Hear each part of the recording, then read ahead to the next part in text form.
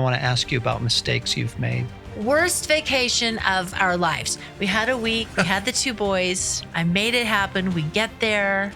They were literally, the city work crews were digging up the sewer lines in front of the house. In front of our house. In front of the house. So like the highlight of this entire trip, because that was just one of the things that was bad. We're inside with 2 teenage sons watching a cooking show. Like that was... Yeah. I was exhausted. And so we get to Chuck E. Cheese. We're, eating cheap pizza, and we're playing all the loud games and craziness. And we were in the ball pit, the sweaty ball pit of 1,000 kids. And we go to leave, and I'm like, I don't have my car keys. Like, where did they go? I'm crawling through the ball pit with kids over me. And I mean, it's smelly and sweaty, and these just not good. I'm scared to ask what else you found.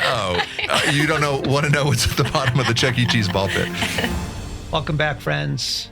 The week of May 27th.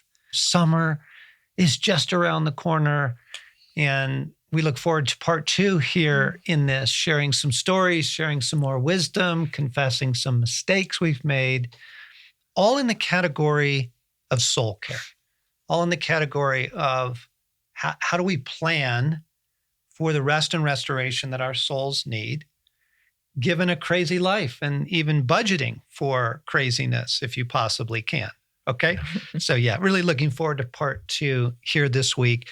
And hey, I just want to thank everyone for your generous support of Wild at Heart and the mission that we are engaged in around the world. You are fueling our ability to go out and rescue and heal millions of hearts and lives. And the stories that are pouring in are just exquisitely beautiful. So thank you. Thank you for your support. We are a nonprofit. We are crowdfunded in that way. And so if you can help us as we're coming into the end of May and make a gift online or on your phone on the Wild at Heart app, we would really appreciate that. So just want to be honest about our needs. Thanks, everybody. And now, before we go into part 2, let's take our pause and breathe and just be aware. Be aware of what your soul needs in this moment as we go into a podcast about what your soul needs. Oh, Lord Jesus, what does my soul need? I need to lay down everything first before I can receive anything. I give everyone and everything to you. Jesus, what do I need to let go today? What do I need to let go of right now?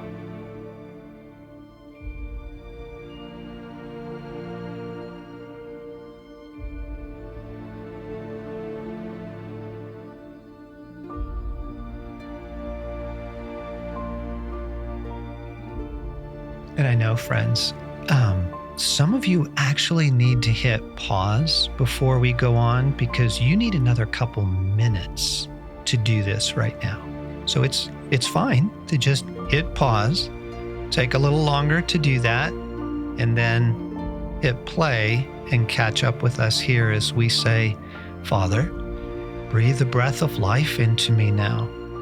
Jesus, come and speak to my heart. Holy Spirit, clear my mind up, please. Give me clarity today. Amen. Welcome back. Welcome back, ladies. It's so good to have Stacey Burton, Director of Women's Ministry here. My Stacey Allen, who you all know. Welcome back, guys. It's good to do this again this week and just continue the theme around soul care, attentiveness, and planning for joy. Plan for restoration. Budget room for recovery. Okay, it's like, so whether you're in the Northern Hemisphere and you're looking forward to summer, you're in the Southern Hemisphere and you're looking forward to winter, this is relevant to all in that sense. Before we go on, and I want to ask you about mistakes you've made, but before we do that, what lingers from last time for you? What really stood out when you went, oh, that's good. I want to hang on to that? I have something. Okay. When you said like that, it's looking at it as the long game, like summer is not relegated to the week that we have something planned away from our normal life, but it's actually 3 months long. That's a paradigm shift in my thinking of it. And I really need it. I really like it. So that totally stood out to me. Yeah. Yeah. Wow. Yeah, me too, because it takes the pressure off. I've got several weekends away. That's what I can do this summer. I can't get a big chunk of time, but I've got several weekends away. It takes the pressure off for those to be amazing. My rain, right? I mean, who knows? Right. So it's so good. Play the long game. Yeah, when because you're thinking about the long game, because of the beauty and the longer days. And it's the simple things of summer that actually really give me joy. Yes. So thank you for that. So true. Ooh. Yeah. Oh, can we linger on that for a moment? Yes. What is it about summer that you enjoy? What are those simple things? Flowers. I love flowers. I love getting my hands in the dirt. Weeding, watching the green come up. I mean, oh my goodness, just beauty, lingering in beauty and taking more opportunity. We'll go for a walk after dinner. Yeah. Just the opportunity to be outside. It's not freezing. Yeah. The sound of hummingbirds, the crickets being back, like all of it. Keep talking. Stacey. Oh my goodness. I can feel my body. I know. Relaxing. Yes. Yeah, the breeze, you're not like, oh, it's nice. It's gentle on your face. I love it. Yeah. Yeah. What stood out to me is a fun new word, slogging. I've never slogged in my life. I've always try just raced through everything. And that feels like a good, fun word to remind me the pressure's off. Like do things for joy that don't necessarily have to have some marker of how fast or how well it was done, but just slog. So I love that phrase, that word. I love how you just reframed it. Yeah. It's a great way. Because it was shame for you prior to that? Well, yeah, prior to this moment, yes. To the reframing of it. Flogging is shame. But it's all I got. Yeah. Yeah. I love Stacey's words of a great good is coming because I appreciated your counsel, John, of re-entry from time away. I've been sitting with it. It's still a little, I can feel my body like, oh, but you have to go back to life. And but yeah, God, there's always something else on the horizon. He helped me with that one. It was actually autumn and I had a little time away and I was on a path with all these aspen trees that had shed their golden leaves. So the path was laden with gold, which also encouraged me that, okay, the streets of God can be paved with gold. But if they're like this, you have my permission. Anyway, I didn't want to leave. It was such a holy spot, but there was a bend that I had to walk around and he said, you don't know what's around there. Yeah. Like, there is good. There is always good coming. Wow. So That's true. really good. Yeah. I think for me, we all kind of stumbled upon at the beginning of last week's podcast, the idea of no one budgets for crisis. Right. But crisis happens or need or urgencies or the 2.5-hour phone call with the electric company. That happens to everybody every week. Okay. Our car is currently in the shop. It For a long time. It happens, right? Yeah. And you don't budget for that. But if you come into a season and you say, I'm going to create a little bit more margin in this season, I think I can feel my soul resting with that idea. That's a big idea. And I've never done that in my life. It's just allow more room because you don't know what's going to happen. And John, there's a positive side of that. Like, yes, because crisis or chaos or unexpected, but you don't know what's going to happen. So you're also leaving that space open for wonder. Yeah. And for God. And Right. good and Yes. God, right? Like Yeah. the unknown, Yes. Mhm. beautiful things God's going to invite you into. Yes. Where for your kids, grandkids, friends, you don't have to say, yeah, I just don't have time for that right now. Right. You can be fully present, which is such a gift. And summer's the best season for that possibility, I think, for all the reasons we've named, like leave open space for wonder. Oh my goodness. Because the question that just kills me is, Poppy, can we play Legos? Do you have time? Do you have time to stay and build Legos with me? And if I have to say no, because I've got a work thing I need to get back to, because I don't have margin in my day, I've got stuff, that just kills me to say no. And so I'm beginning to try and budget a little bit more time to be able to say, you bet, pal, let's sit down. And honestly, it's the best part of the day. Right. Yes. Yes. And yeah, I'm really struck they won't ask that for that much longer. Oh. Yeah. Yeah. So yes. Yeah. Okay. So we're talking about going into summer in the Northern Hemisphere. We're talking about being attentive, encouraging our friends to be attentive to what their souls need and the pace of life and what can you budget for. Get a calendar out. Use color coding. Because as our friend Dan says, for example, family visits are not vacations. Mhm. Like going to a family wedding may be an awesome thing. If a destination wedding, you're going to be exhausted. There's a ton of output.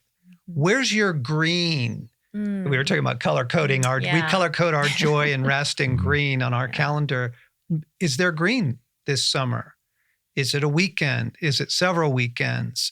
Can you get a week or two where you're just budgeting for joy? With that in mind, what are the mistakes you've made? Like as you think back over the years and you go, oh man, I needed so much restoration that summer. Or we had this family thing planned and I just totally didn't prepare for X, Y, Z. What we learned from our mistakes. Let's go ahead and put it on the table. I feel like my biggest mistakes are in trying to be so efficient with my days. Okay, so confession time about me. My hobbies are work. Like I think I said it last week. I don't rest well. I don't do soul care well. And so all I really know how to do is work. And it's a wonder. I always feel ragged or coming in on empty. So I believe with that, what I lack is asking God, what does it look like? What do my days look like? And my immediate response to, what are you going to do with your summer? Well, I'm going to rest. But again, it only lasts so long before I get antsy. Yeah. And then it's like everything's starting up again and here we go. But I haven't actually caught my breath. Yes. So. Can we pause for a moment on asking God? Yeah. That is the single most important thing we could ever say to anybody. Absolutely. Yes. Is please ask God about your plans. Please. Show me. Please. Because in your situation, he knows that. He knows how you're wired. Yeah. And so he's not going to say, Stacey, I'd like you to do a 6-week monastic retreat. He's not going to ask that of you, right? In kindness, like a silent retreat is probably not for you. Yeah. It's not for your soul. And that's okay. Right. So to ask your papa, so what is good for me this weekend? What do you want me to budget for? And what do you have for me? Oh, it's just so important to every person listening to this. Because the other thing I was aware of is we were talking about plans and maybe you can get a week or two of vacation. Some people have larger budgets. Europe, our friends in Europe, they get, like 5-6 weeks of vacation. What are you going to do with it? Please ask God. Yeah. Don't just start filling it. But Alan, the other thing that was coming to me was something you said offline, is that the lie that gets in is either, I don't have time for that. No, you don't understand my life. No, you guys. I mean, I love this conversation. It's fun to hear you, talk about soul care, but my particular situation, you're a caregiver, or because of work right now, or a change in work, you're like, you don't understand. I don't have any vacation earned yet here. My 52 weeks are work. That's it. I really want to point out, be careful of agreements. Be careful of agreements with that. That you go, wait a second, you still ask your papa. Because the human soul, he literally built a world in which the entire planet goes through cycles of rest. Mm-hmm. The entire planet does.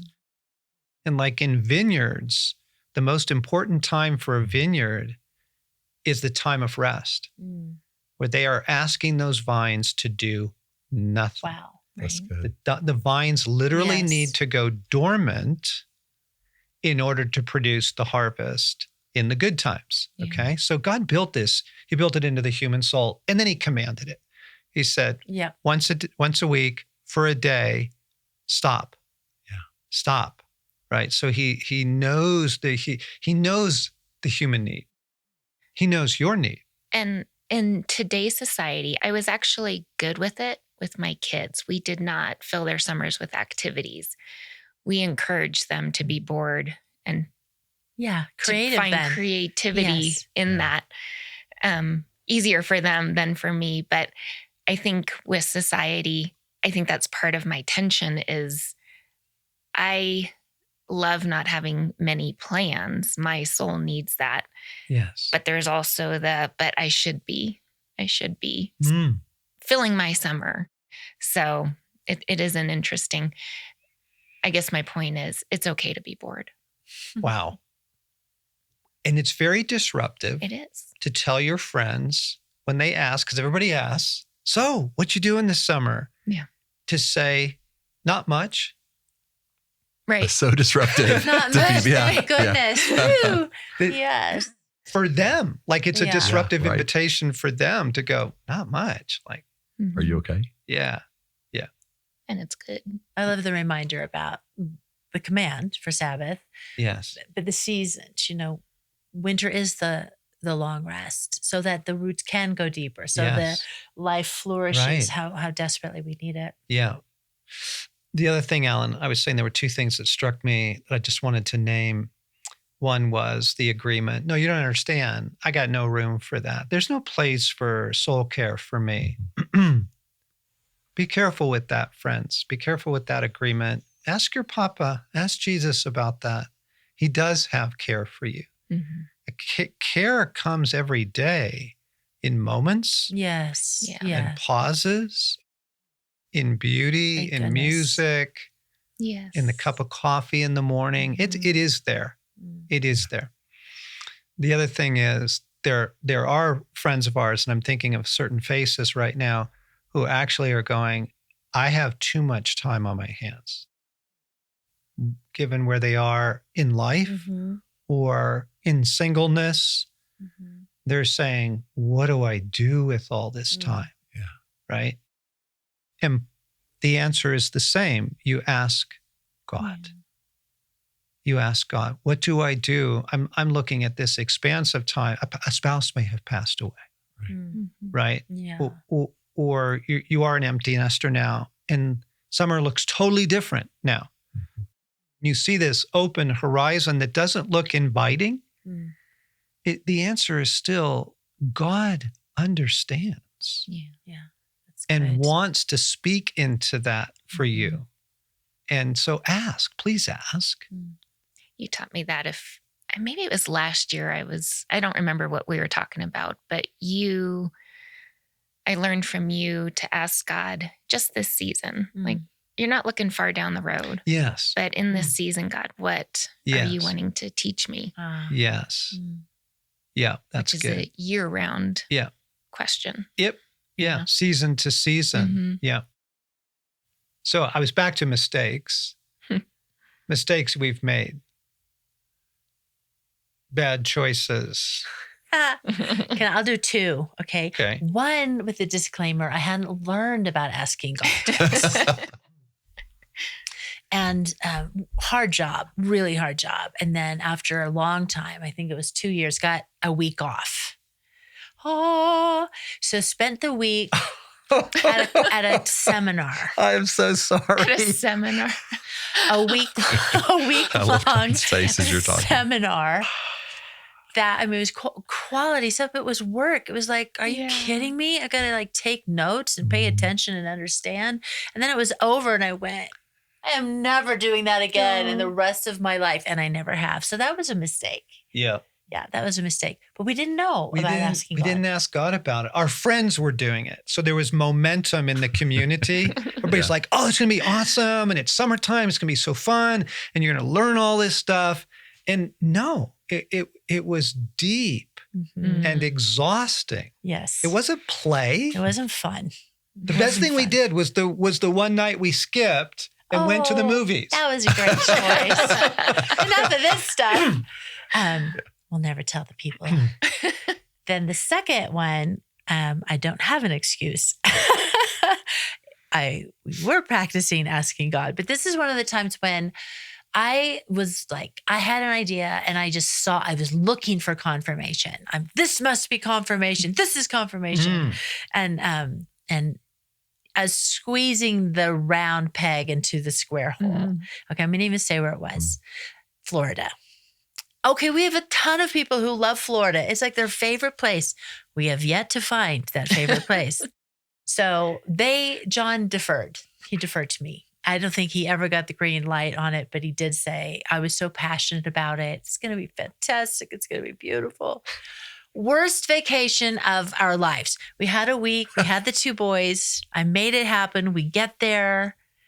And it was so bad. You guys, they were literally, the city work crews were digging up the sewer lines in front of the house. In front of our house. In front of the house. So if you were outside, you had to wear noise canceling headphones. No. But that was too much. So like the highlight of this entire trip, because that was just one of the things that was bad. It was a domino of bad. And remember, we're inside with two teenage sons watching a cooking show. Like that was,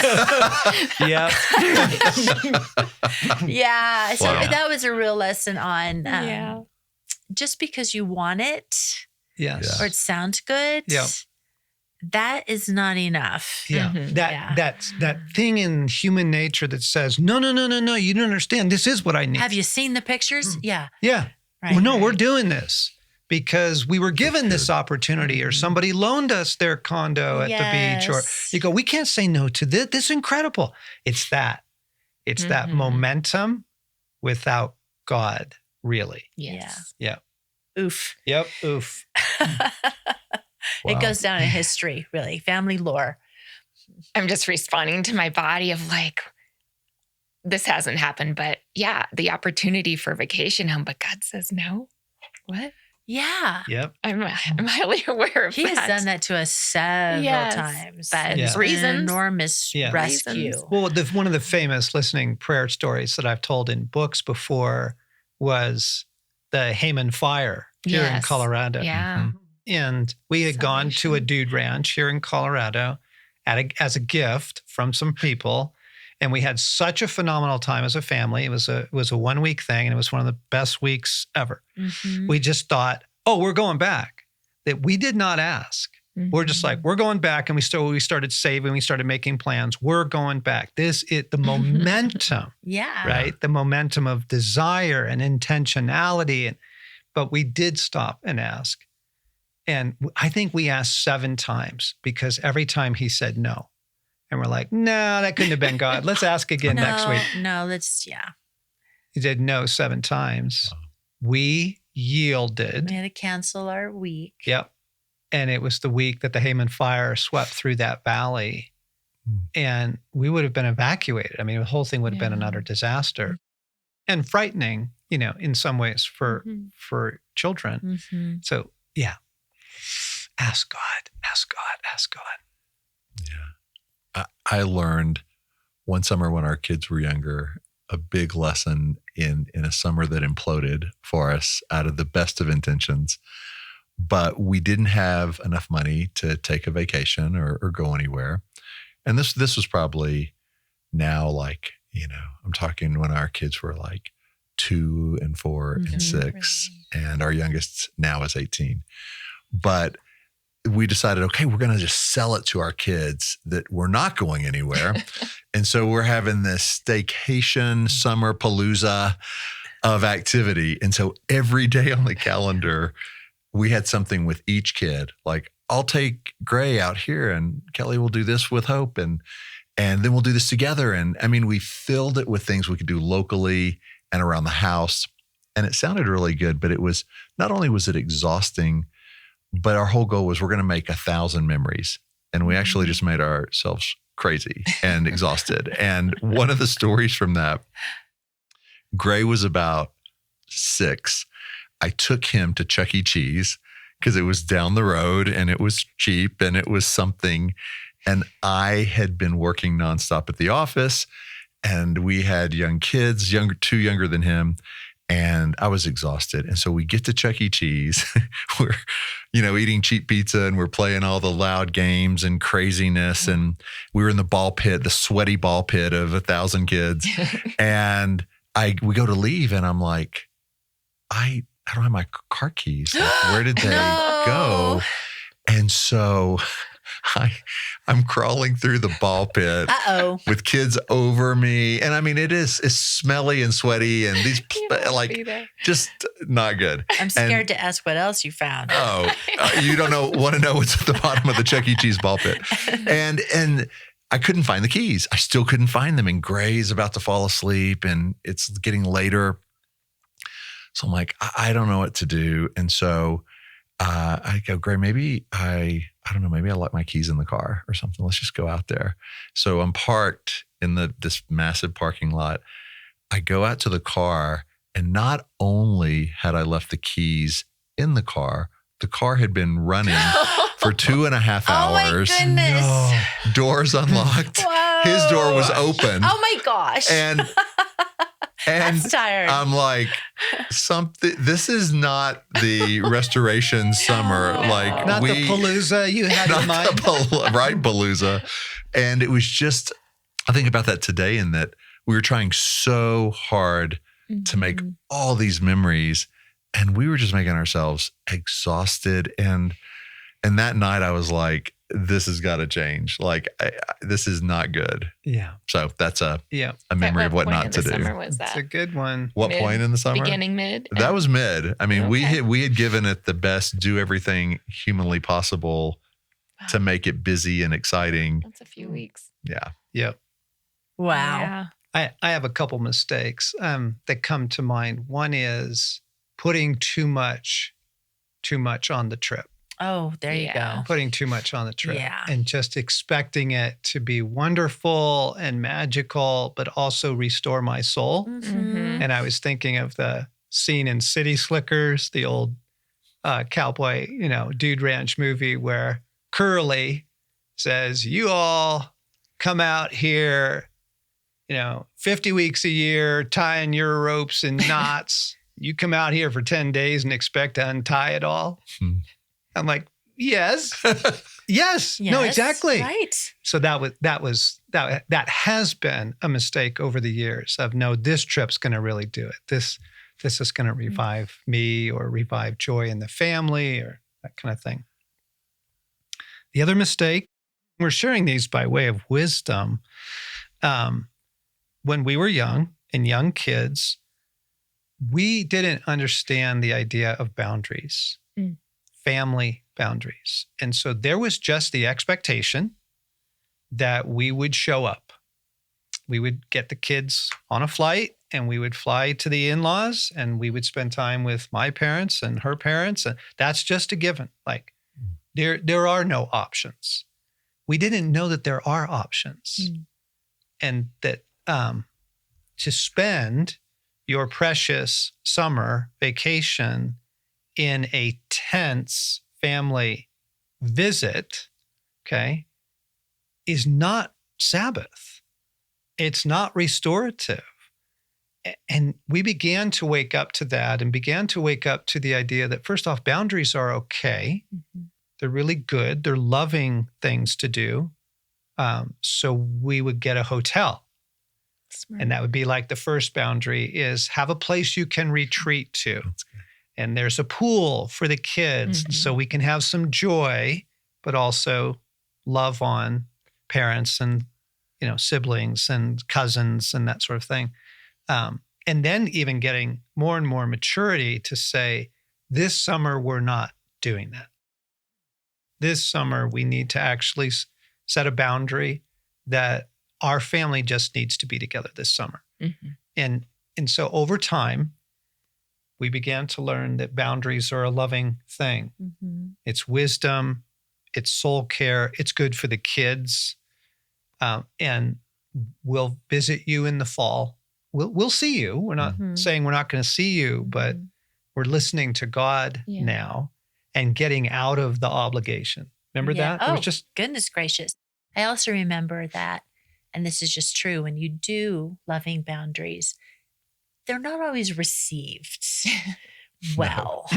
No. Yeah, but that doesn't make them bad. Hold Right. fast. Yes. Hold fast. Yeah. Hold fast. Yeah. And even now, awkwardly, we have a little family cabin. It isn't much, let me tell you. And the mice destroy it every winter when we can't get up there to, clean it out. And so it's a pretty crunchy place, but it's a cabin and it's away. And the kids will say, Stacey and I will be heading up for a weekend and the kids will say, can we come? That is a tough moment, right? Yeah. And sometimes the answer is yes. And sometimes the answer is no, because we just explained to them, we love you. We love your kids. We're empty. And this weekend, it's just Quiet. Mia and Poppy. Yeah. We're away and we're just going to nap and read and take walks. And that's all this is about. This isn't a palooza at the family cabin that only has 3 beds. So yeah. Right. Yes. And that's a hard one. Boundaries. Yeah. But boundaries are good. I mean, they're necessary. Yeah. Okay. So on the positive side, I want you to counsel younger you. Okay. So think back to 30-year-old you or 20-year-old you. And our listeners can do this too. Think back, counsel younger you going into this summer, or for those of you in the Southern Hemisphere, as you go into fall and winter, what's your counsel to yourself? You've got a few miles now. Even if it's 24-year-old you counseling 18-year-old you. It was a lot of years before I learned that it was worth investing in. So soul care, time away, enjoying beauty is definitely worth investing in. So like saying, the week vacation that we had, that was that's late 20s by the time. Yeah. And just seeing the life that comes out of all that we've talked about, not putting it all on a week, enjoying the whole thing, but cultivating the things that bring you joy, cultivating the things that, feed your soul, the beauty and all, and that we're just invest in your own soul. It bears great fruit. This is huge. Yeah. People need to be told you are worth investing in. Your soul is worth investing in. Your body's well-being. Go play, go get in the sun, get in the ocean. Yes, this may cost you some money, but you are investing in your well-being. Yes. And therefore, you are investing in the happiness of everyone who has to live with you. This is true. It's huge. Okay. Yes. So if you can't even justify it for yourself, if you can't bring yourself to say, I'm worth investing in, listen to me, folks. People have to live with you. Or work with you. Or work with you. You are investing in your relationships by investing in your own well-being. The better you are, the more relieved they're going to be. You have to have it so that you can love in the way that you want to. Permission to say, I'm going to take this time. Yes, I need it. I'm going to take this time, and I'm going to spend. We are going to rent that little condo down at the beach. Yep, we're gonna spend. To do this. It's good for me. It's good for our family. God is in this. That's really good, Stace. I'm feeling really moved, Stace. Like, I love the beauty. I love the flowers.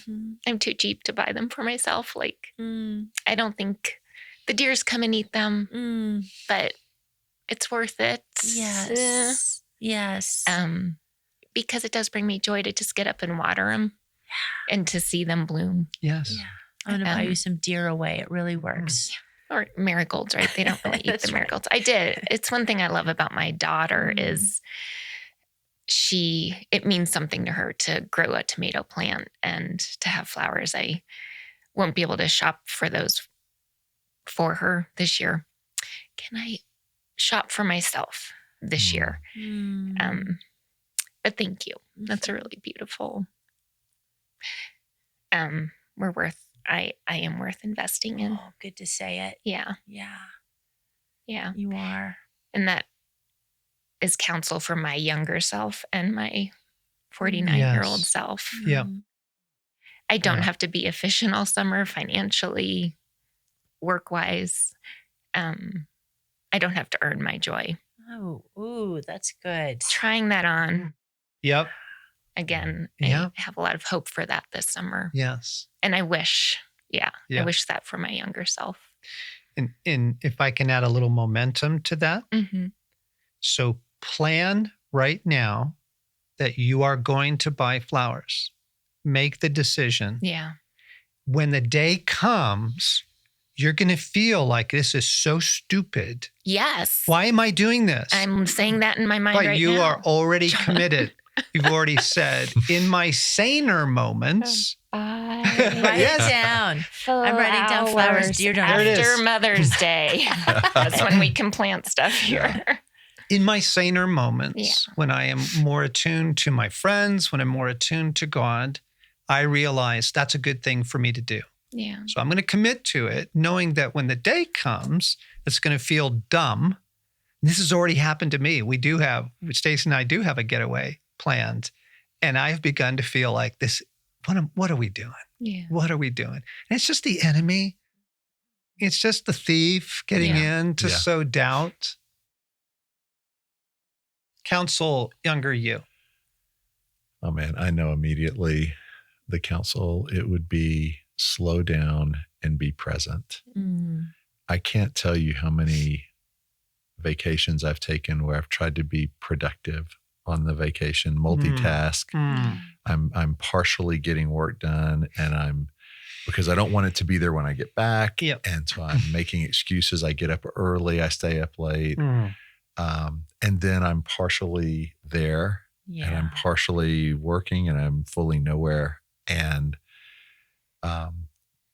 at the end of the day, like the pressure of making all these amazing memories is pressure. And instead just to go, it's the really small moments with our kids, our spouse, walking along the shore, being outside with flowers, like that is the main thing. That's not the little thing. Yes. And I have been a man for too many decades that tried to make something amazing and to be really productive and get it all in. And I wasn't very present.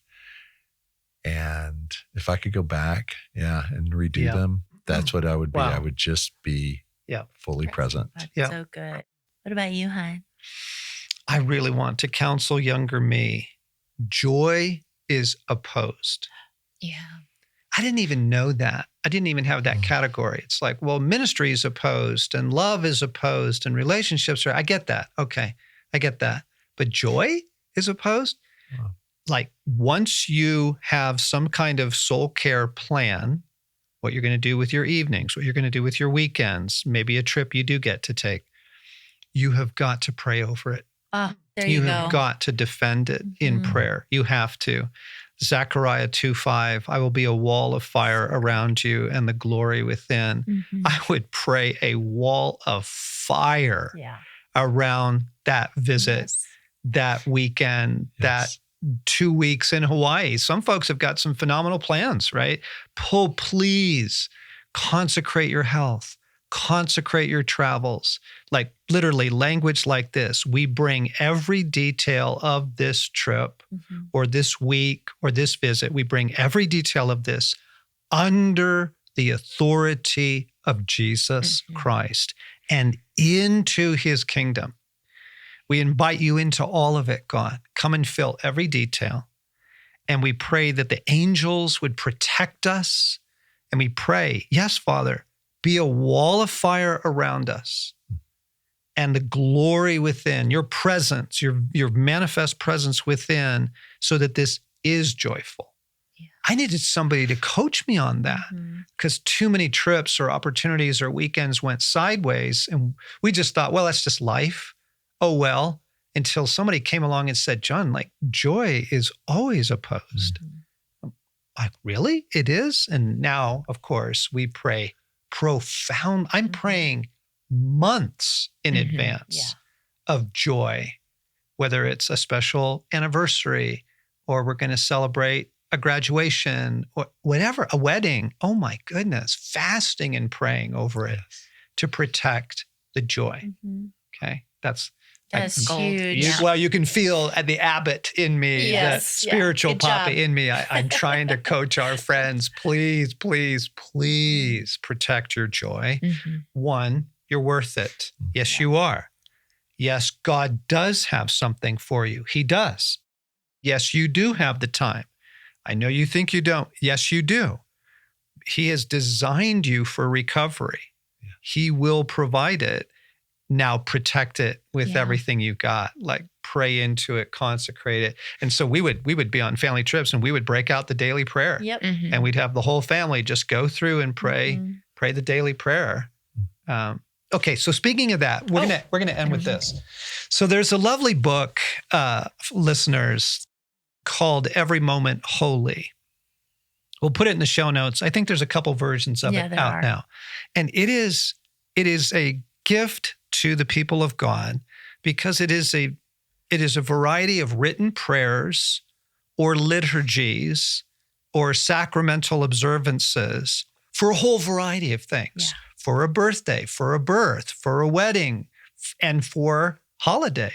And so the one on holiday, we're going to pray a couple of the paragraphs from it as a way of just modeling, sanctifying holiday, sanctifying time away. Even this, it's just a day. You have a day away and you're going to go to the park, to the forest, to the creek, to your garden. Okay. So let's pray this together. Okay, great.